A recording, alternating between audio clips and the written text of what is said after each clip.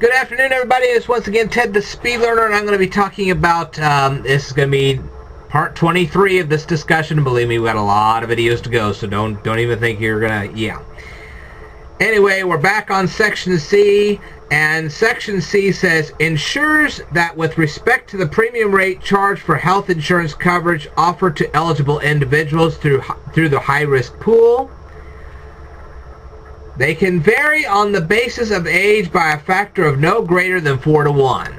Okay? And as we had talked about in a previous video, you can't charge a elderly person for this high-risk pool $6,000 and then charge Mr. Yo-Yo Surfer, this 20-year-old surfer, $20. You can't charge, the premiums can't be that far off. Okay? So, and the other one, it was 1.5 to 1, and this one, it is 4 to 1, okay? And it has to be established at a standard rate for a standard population, okay? So, you're talking about a standard population, maybe it's like a group of 50,000 people, okay? So you'd have a standard rate for 50,000 people, and then you have a different rate for 100,000 people, so on and so forth. Okay, Part D says meet any other requirements determined appropriate by the Secretary. Now, the Secretary, of course, is being the Secretary of Health and Human Services. Now we've taken care of all those nasty little details. Who is this eligible person we've been talking about all along? Well, this eligible person, first of all, has to be a citizen of the United States. In other words, to be eligible for this high-risk pool, you can't be an illegal alien. If you're a citizen of Mexico, sorry, you're not in this. Sorry. You're a resident of Canada. Doesn't work. You can't be a part of this high-risk pool and be a resident of Canada. Doesn't work. And this would be the same as South Korea, North Korea, Russia. I don't care if you're from India. If your citizenship is in India, you do not qualify for this high-risk pool. End of story. Okay. And this person that is trying to get into this high-risk pool has not been covered by credible coverage as defined by Section 2701C1 of the Public Health Service Act. Now, I looked at the Public Health Service Act. I discussed that with you in the previous video. I did not find Section C, Part 1. So, I looked it up in the Massachusetts law, and I found a definition for credible coverage.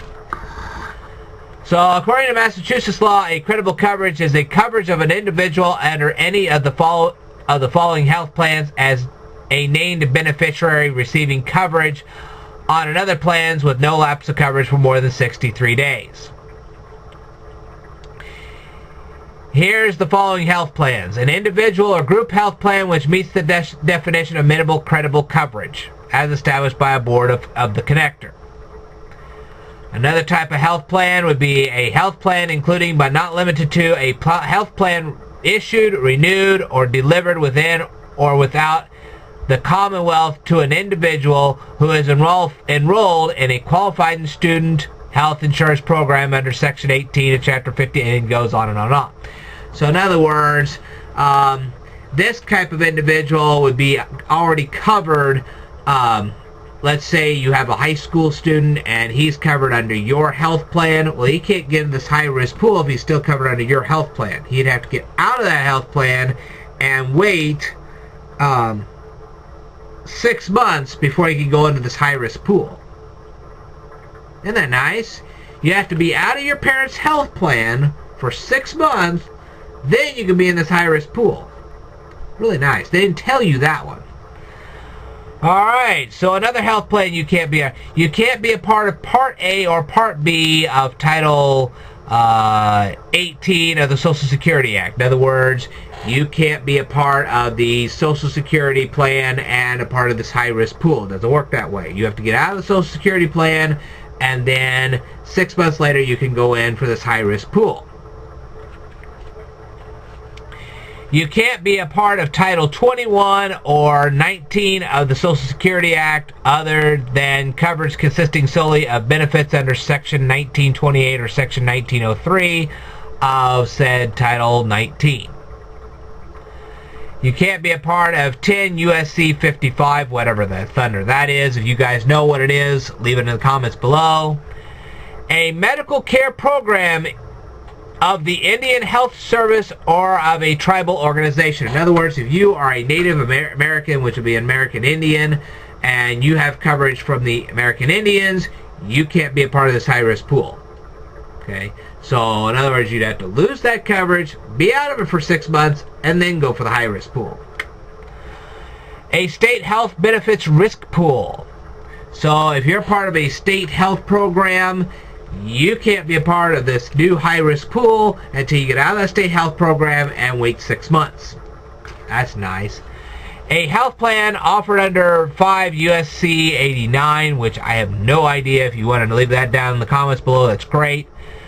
A public health plan is defined in federal regulations authorized by the Public Health Services Act, Section 2701C1I, as amended by the Public Law 104 to 191.